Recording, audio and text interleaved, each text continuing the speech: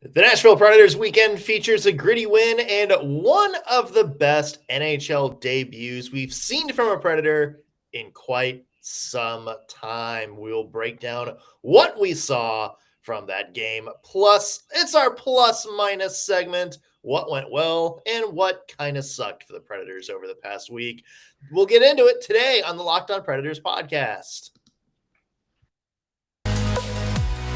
You're Locked On Predators, your daily podcast on the Nashville Predators. Part of the Locked On Podcast Network, your team every day.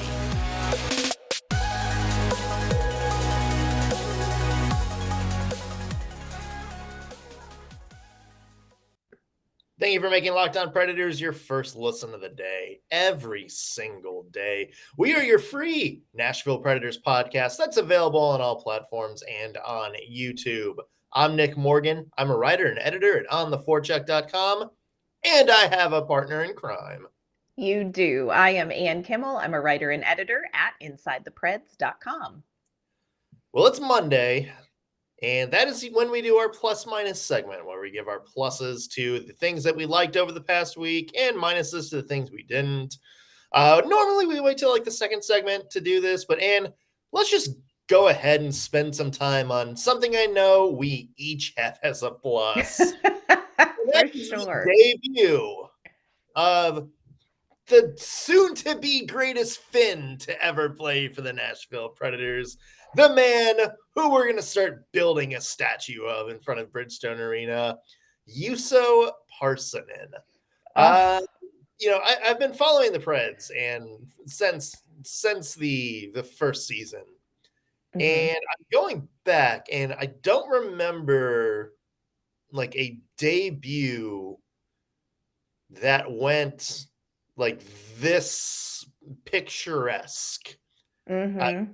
On both ends of the ice too, because everybody's talking about the first, his first career goal, and we're going to break down that play in just a second. But he was on the ice in a 2-1 hockey game, taking a defensive zone faceoff with 30 seconds left. Yes, like that's how like Coach Hynes thinks, yeah, you're on one tonight. I mean, there's some veteran players that don't get that kind of play from their coaches. And here's little Juuso Parssinen out there in his first NHL game, like killing it. Yes. Oh my gosh. This was a debut that a lot of us have really looked forward to, and clearly so have the coaching staff of the Nashville Predators. And it's interesting because I think people were so focused on Tomasino and what happened with him going to Milwaukee in training camp, and when is he going to get called up? When is he going to get called up? And I think a lot of us were like, he's going to get called up after Juuso Parssinen gets called up. Yeah. And, Saturday night's game is why we felt that way. This kid is something. And, you don't want to oversell and you don't want to put the pressure on and all of that kind of stuff. But he is going to be an NHL real deal, so everybody just get used to it. And I agree with what you said. We've talked about with other players, just John Hynes kind of not buy into it. And we've been down that road.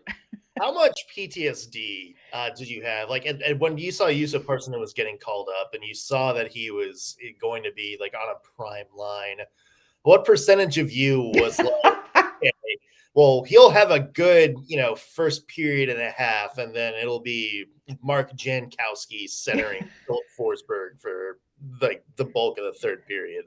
Yeah, I mean, there's the part that's like, I don't know how this is going to go, because we've heard the opening notes to this song before and it's kind of turned into something else. But Juuso Parssinen is such a all around unique. He's a unique personality. I think he has a unique kind of mindset. He reminds me of the original Top Gun Iceman. Like, he's just like that. Like, he is ice in his veins. He's very unflappable. Like, they ask some of the players afterward in post-game media about how he seemed, and they were like, yeah, no, he's good. He's fine. He was in practice this morning. wouldn't have known. Like, Yeah. he's just focused. But it really was, in the spirit of the season, a Hallmark Christmas movie on ice. Like, it was, Yeah.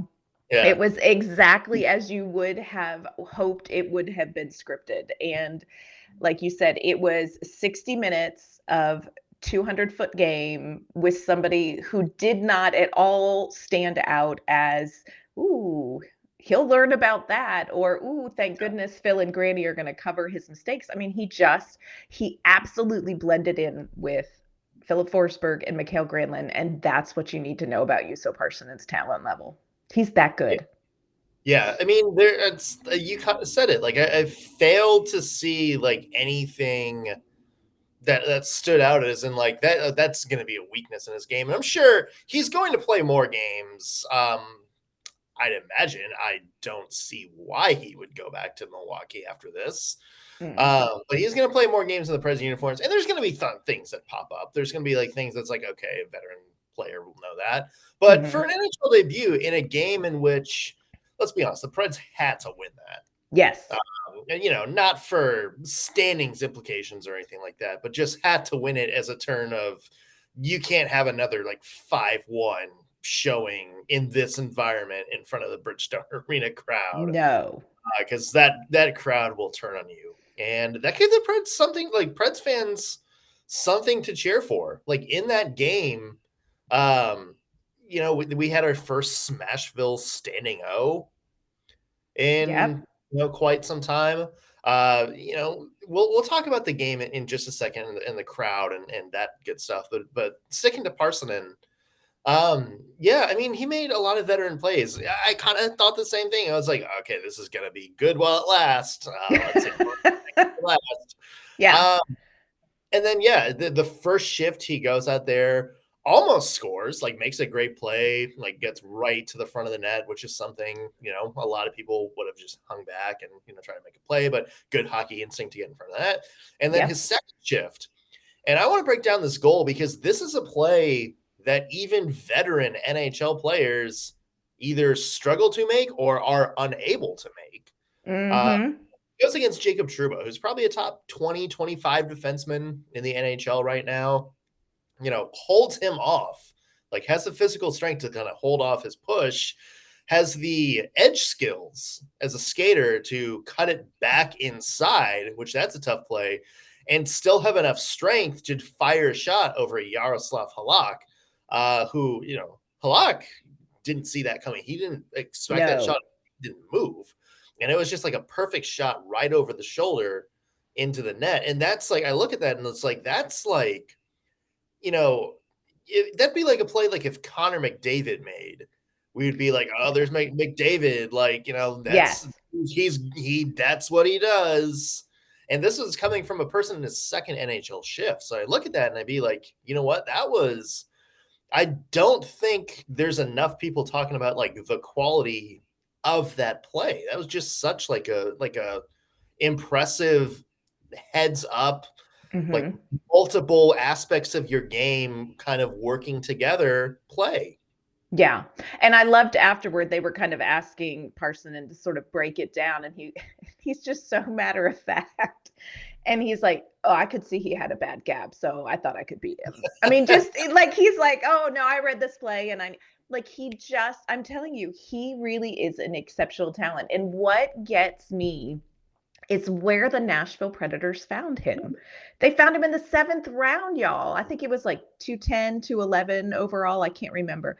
But this young man, and it's not just us saying this after the fact, that, Juuso Parssinen is a name where in, development camp really stood out. Training camp stood out. Our great friend, Eric Dene, has been following Parssinen. I mean, Parssinen's been on his radar since, before his draft year.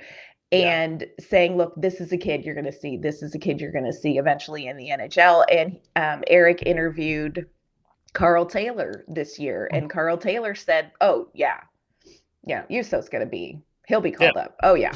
He said he would be surprised if he was in the AHL the entire year. Yeah.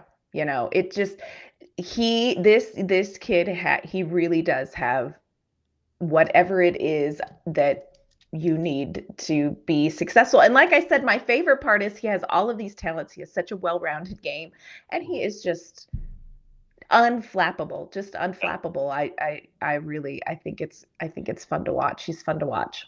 Yeah, Eric, we're doing plus minus. Eric Dene is somebody who gets a plus. Yes. I remember when he was putting those draft rankings together, and there is, I remember him talking about Parssinen as maybe somebody the Preds could target in the middle round. And, when that first list came out, and a lot of people either had Parssinen in like 7th round, which is where he went, or off the board, Eric was like, I don't know about this. Yeah. You may want him a little bit higher. So he was singing praises like all the way back in 2021 when he was putting this together. So, yeah, kudos to him. Want to talk a little bit more, including why Parssinen came in straight to the second line or tops line, whatever line that was. Who can tell? Who even knows? Why he came in there and stayed there. Conversation. Plus, the rest of our plus minus. What went well, what didn't for the Preds over this past week. But first, want to take a second and talk about today's sponsor. It's Simply Safe. If you thought about securing your home with home security, but have been putting it off, now is the time to get your home back in order.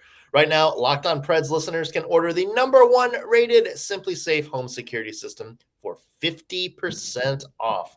That is the biggest offer of the year, and you won't want to miss it. Here's why people love it. Simply Safe was named the best home security system of 2022 by U.S. News and World Report. That's the 3rd year in a row.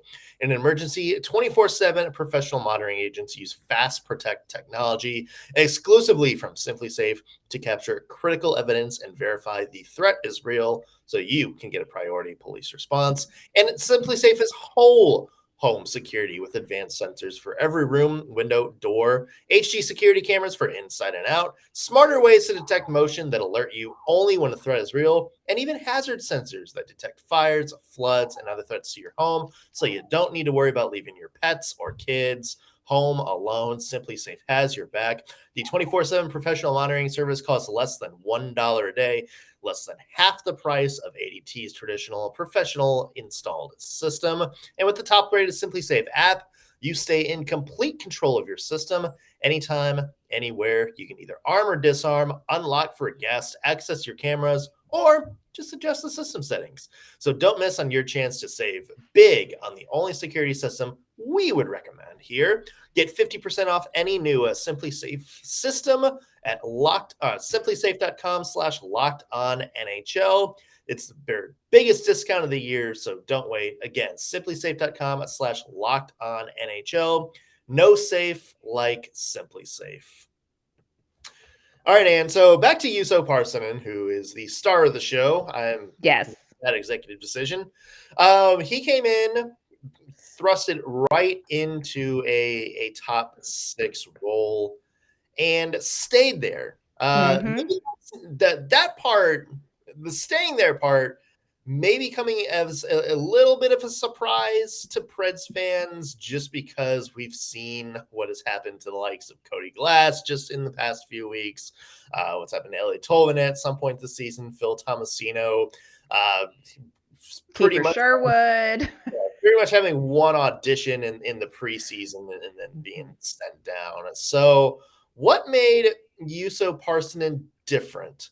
We'll talk about that, but I want to start with some clip from John Hynes, who was kind of asked why he lined Parssinen up the way he did.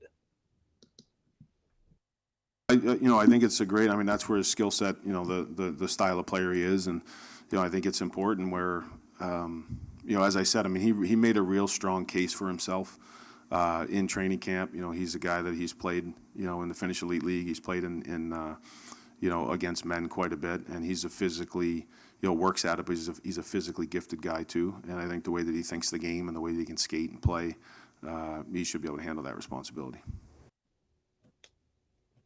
Yeah, 100% true. And I think it's interesting. One of the things that John Hynes points out, and I think that there is really something to this, is he talks about he played in the Finnish league where he has played, against men.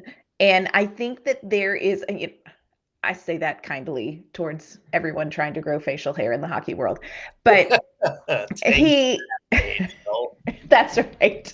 But he really has played in this professional league against grown men, men much older than he is. I mean, he's young. I think he's 21.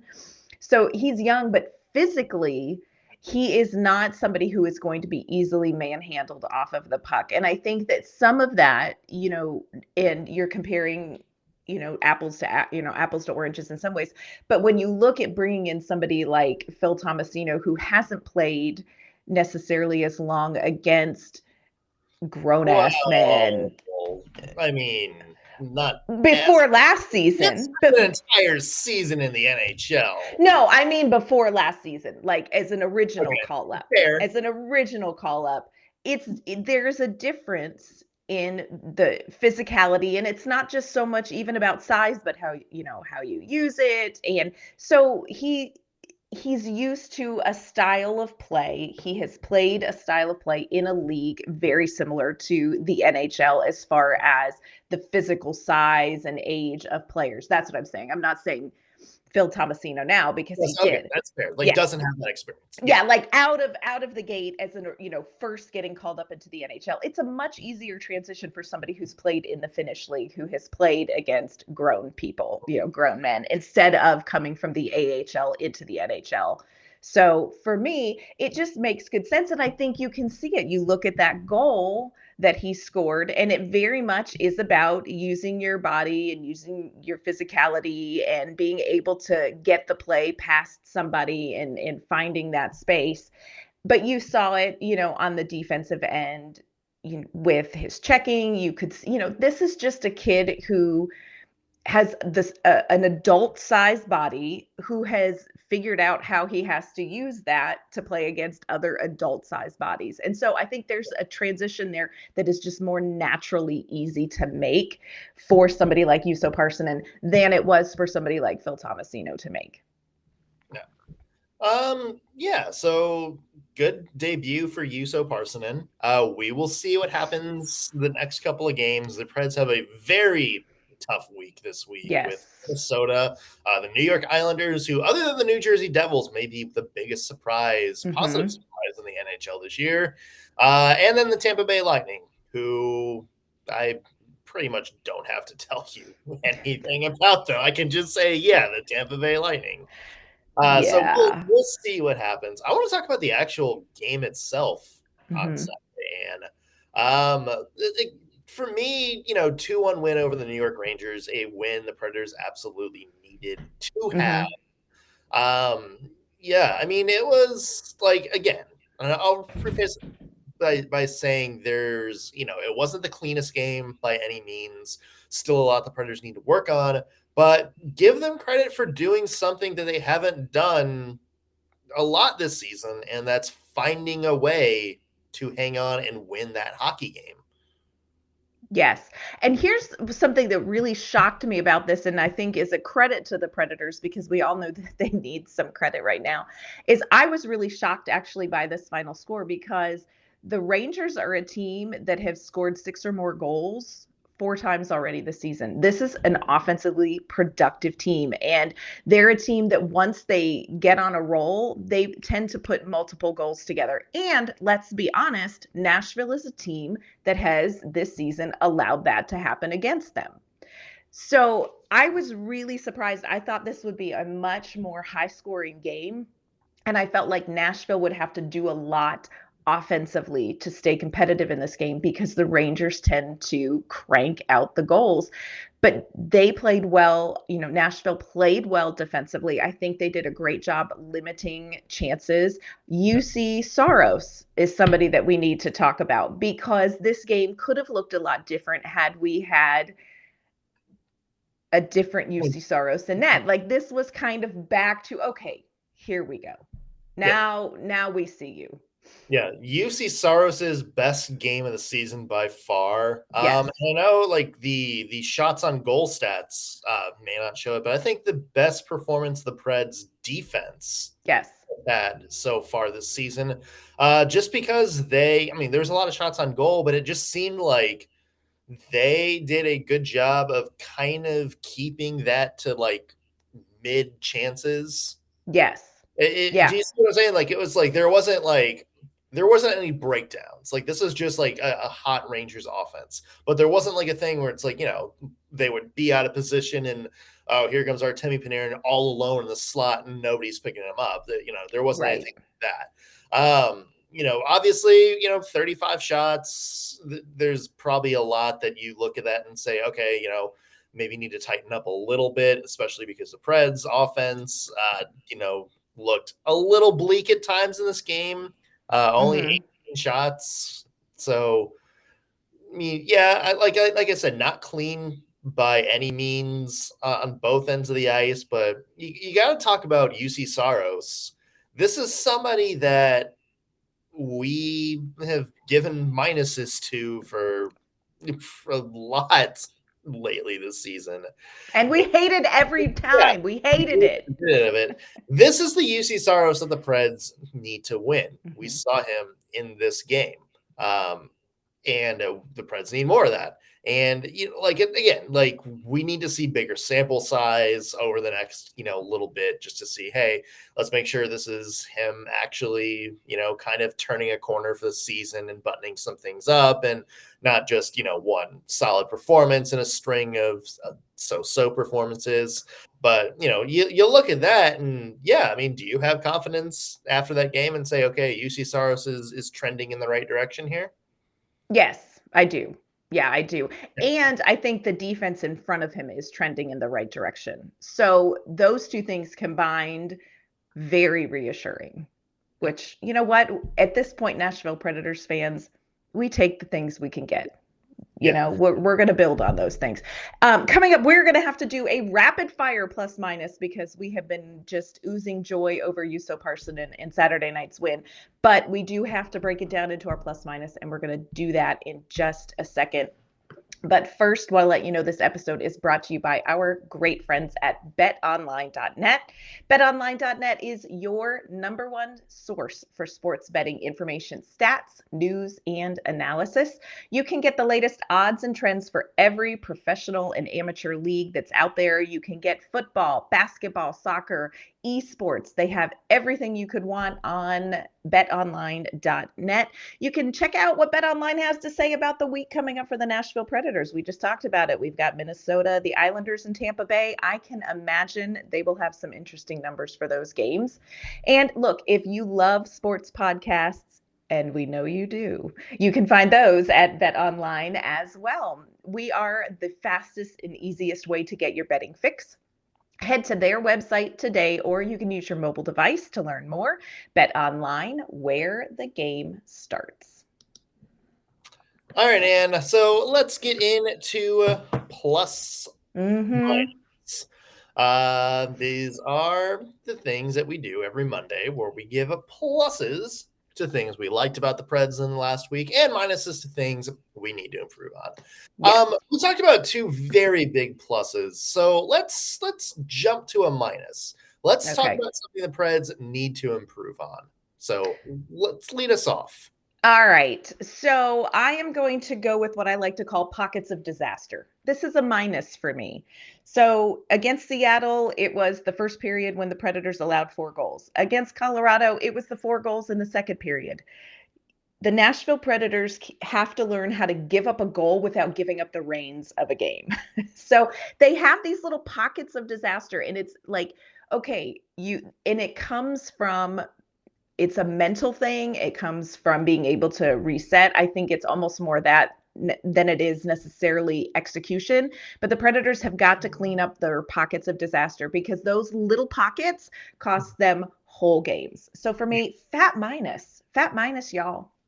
Yeah, it is costing the Predators some games. And, you saw maybe a little bit of it against the Rangers where there's just like, 2-3 minute stretches where it's just like, what are you doing here? Although I did think the Predators played clean. Like, I think that overall they played clean for the second game in a row. And maybe that's saying something. The other thing I want to give a minus to, I feel like this has been a minus to in a while, but the Predators power play Oh, Just what in the just world? not quite there this season, which is concerning because that was such a big part of the Predators' success last season. One of the surprises that really propelled them to success last season, and it's just not working this season. They are 30th in the NHL at this point. They've only converted on 14.6 of their power plays. They went 0 for 4 against the New York Rangers and only got 3 power play shots that entire thing. To me, it's the sustained pressure. It seems like a lot of chances are one and done. And the problem is like a lot of the ones, not even a shot on goal. It's, an errant puck, like a puck just goes the wrong place, or, you try to force something in a traffic and it's not there and the other team clears.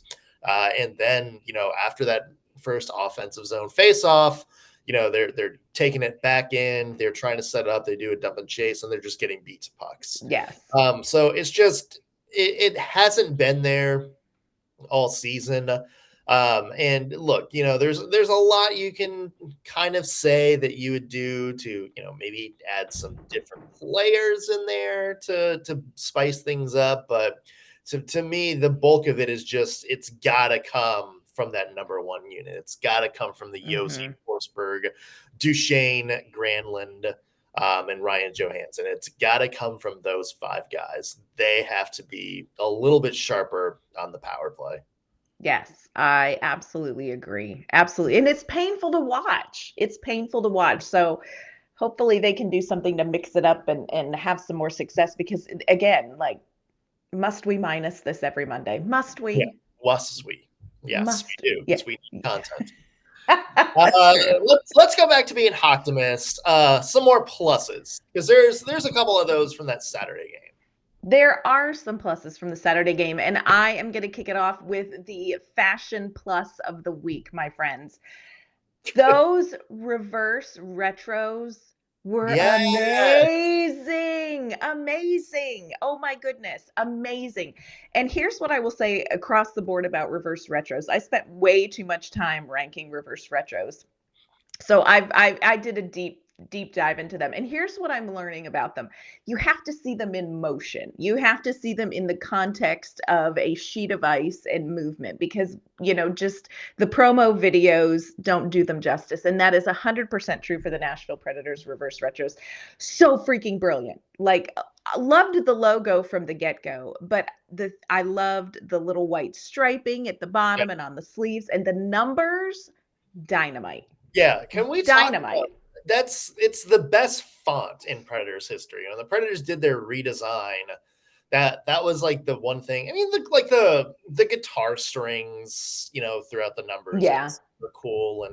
But to me, that just like the bold, like kind of weird block thing with they're slanted. It just looks like impactful. It looks like out there. I think I said this on Twitter the other night during the game. I said, I think that's the best font the Predators have ever had, like the jersey number font. I would love, maybe like the current shade of gold going to that font full time. Yes. I don't know who I talked to about that, but we should find out. Yeah, because I agree. Those reverse retros look fire. And I know a lot of people were like kind of meh on them. Probably because I guess it was just the same shade of gold that they wear now. But they look good.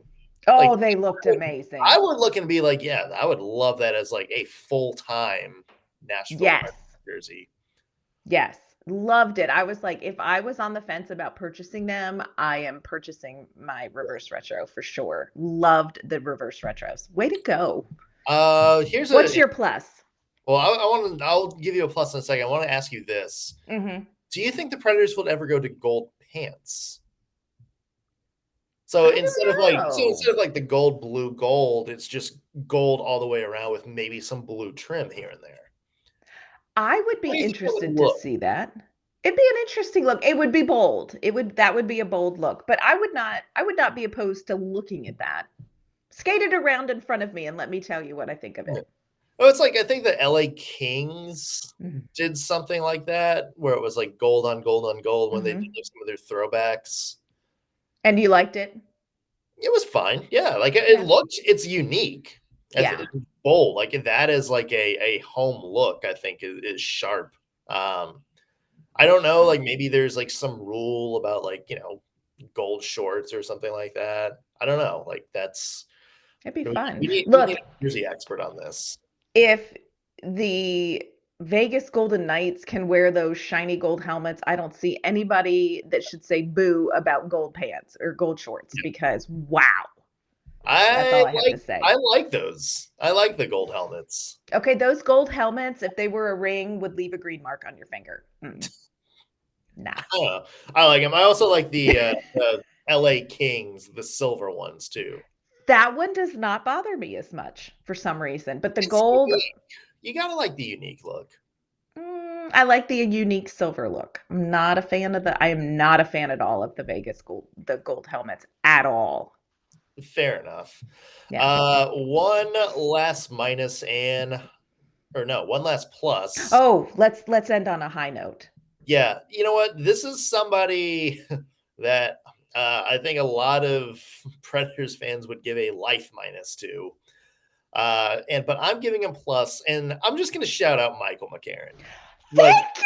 He's on my list. Say what you want about Michael McCarron and his role on the Predators and him getting ice time over some other people, but the dude balled out on Saturday. And perhaps no more so than that final 4-minute power play that the New York Rangers had late in the game. Michael McCarron was the absolute star of that penalty kill, where he was blocking shots, he was getting to loose pucks, making it, I think his positioning is something that's very underrated from a player's standpoint too. He just seems to kind of always be very good at kind of going back and forth and not really getting any lanes open. And he didn't play a ton in that Rangers game, but he was out there for a big chunk. Yes. Last 5 minutes. And I think that's something you got to give kudos to. And, John Hynes saw that too, because late in the game after that penalty kill, Michael McCarron, big star of that penalty kill, he went out there again late in the game for another late end of game net empty shift. So, again, there's a lot you can say about Michael McCarron. Maybe you don't like him as a player. Maybe you think some younger, faster players should be in there. But look, he's got one job when he's in that Predators lineup, and he did his one job very well. And his one job helped the Predators get a big win over the New York Rangers on Saturday. So Michael McCarron gets my last plus of the week. Preach it. Thank you. Yes. Yeah.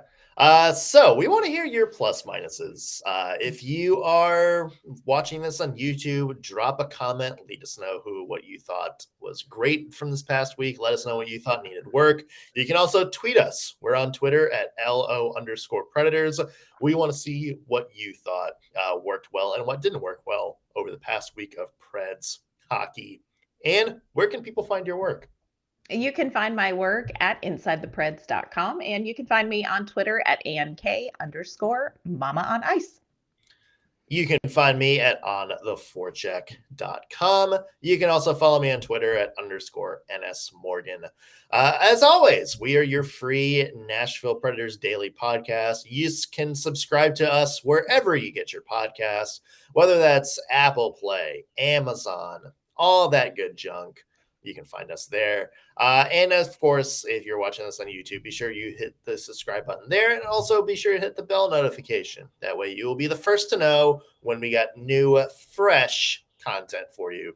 That's going to do it for us today on the Locked On Predators podcast. Thank you for making us your first listen of the day. We will be back with an all-new episode tomorrow, previewing Preds versus Wild. We'll see you then.